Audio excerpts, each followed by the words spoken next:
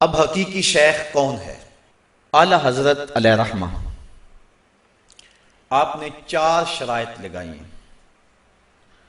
آپ فرماتے ہیں پہلے تو اعتقاد کے اعتبار سے درست ہو، صحیح العقیدہ۔ دوسرا، فاسق مولن نہ ہو، اعلانیہ فسق نہ کرنے والا۔ شیخ معصوم عن الخطا نہیں ہوتا، یہ بات ذہن میں رکھیں، یہ شان نبی کی ہے کہ اس سے گناہ سرزد نہیں ہو سکتے، لیکن باقی لوگوں سے گناہ سرزد ہو جاتے ہیں۔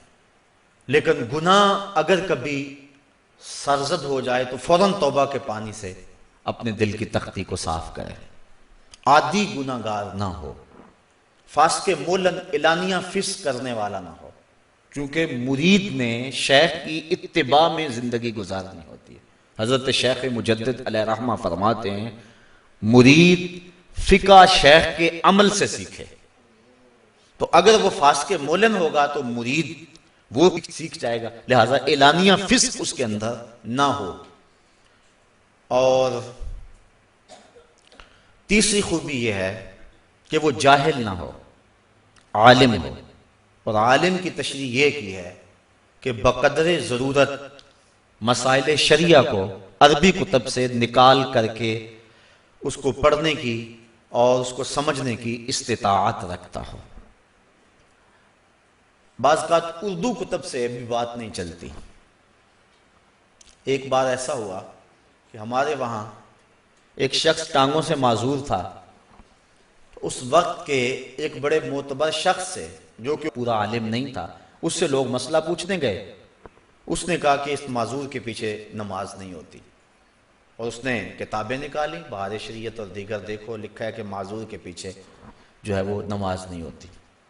وہ مجھے پوچھنے آئے، میں نے کہا کہ نہیں ہو جاتی ہے۔ وہ کہنے لگے کہ اس نے کتاب دکھائی ہے۔ میں نے کہا عجیب بات، یہ کیسے ہو سکتا ہے؟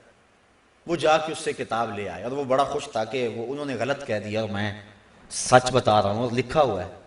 تو میں نے جب دیکھا تو میں نے کہا کہ ہاں وہ بھی اپنے اعتبار سے صحیح کہتا ہے جو اس نے پڑھا ہے۔ اصل جب فقہ میں کسی کو معذور لکھا گیا ہو تو اس معذور سے مراد اپاہج نہیں ہوتا، اس معذور سے مراد وہ ہوتا ہے جس کو سلسلے ری یا سلسلے بول کی بیماری ہو، یعنی جس کا وضو نہ ٹھہر سکتا ہو کہ وہ 2 رکعت بھی پڑھ سکے۔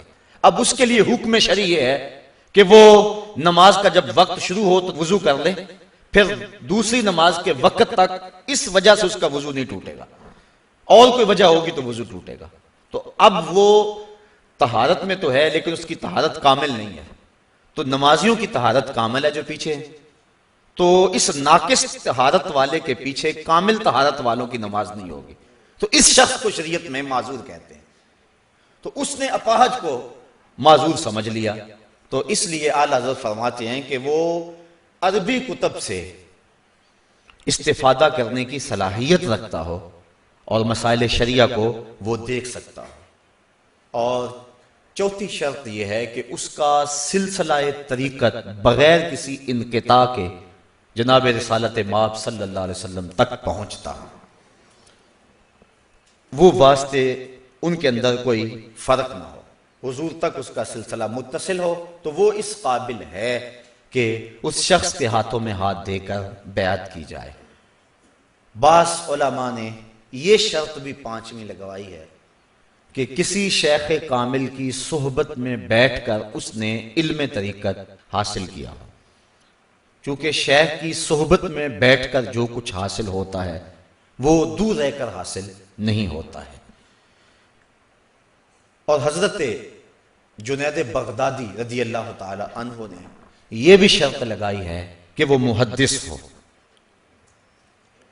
اور بعض علماء نے یہ شرط بھی لگائی ہے کہ اس کی نظر لوح محفوظ تک پہنچتی ہو، اور مرید کرنے سے قبل وہ دیکھے کہ یہ شکی ہے یا صحیح۔ اگر وہ شکی ہے تو اس کی شقاوت کو سعادت سے بدلے، پھر اس کو اپنے حلقہ ارادت میں داخل کرے۔ لیکن پرانے دور کے بزرگوں نے یہ شرائط لگائی تھی، موجودہ دور کے اندر ایسے لوگ خال خال ملیں گے، تو اگر ان 4 شرائط کا حامل کوئی شخص مل جائے تو تو اس کی صحبت کو غنیمت جاننا چاہیے اور اس کی صحبت میں بیٹھ کر باطن کا نور اور باطن کے اجالے حاصل کرنے چاہیے۔ لیکن اس کے ساتھ ساتھ ایک بات یہ ذہن نشین بھی رہے، اور وہ چونکہ اس دور کا فتنہ ہے کہ اس کا تصوف اور اس کا جو انداز طریقت ہے وہ اجمی طرز پہ نہ ہو بلکہ خالص حجازی ہو۔ فقر بھی دو قسم کا ہے، ایک فقر حجازی اور ایک فقر اجمی یا فقر ہندی جس کو کہہ لیتے ہیں۔ دوسرے لفظوں میں اقبال نے اس کو فقر بیدار اور فقر خفتہ کے نام سے تعبیر کیا، سویا ہوا فقر۔ جامع شرائط ہے، عالم بھی ہے اور باشرہ بھی ہے، سلسلہ بھی متصل ہے اور فاسق مولن بھی نہیں ہے، لیکن دین سے عدم آگہی کی وجہ سے وہ مزاج شریعت کو پوری طرح سے نہیں جانتا ہے، اور وہ لوگوں کی تربیت اس انداز سے کرتا ہے، ان کو راہ بنا دیتا ہے۔ حضرت جنید بغدادی فرماتے میرے رشتے میں ماموں اور شیخ حضرت سری سختی نے مجھے دعا دی کہ اللہ میرے بیٹے جنید کو پہلے محدث بنانا پھر فقیر بنانا۔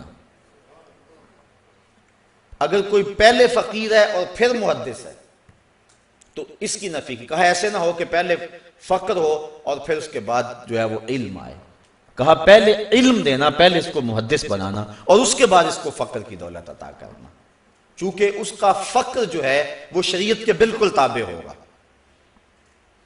ایسا شیخ کہ جس کی فکر ہی ٹھیک نہ ہو، جس کی فکر فقر ہی درست نہیں ہے، تو وہ کیوں کر رہنمائی کر سکتا ہے؟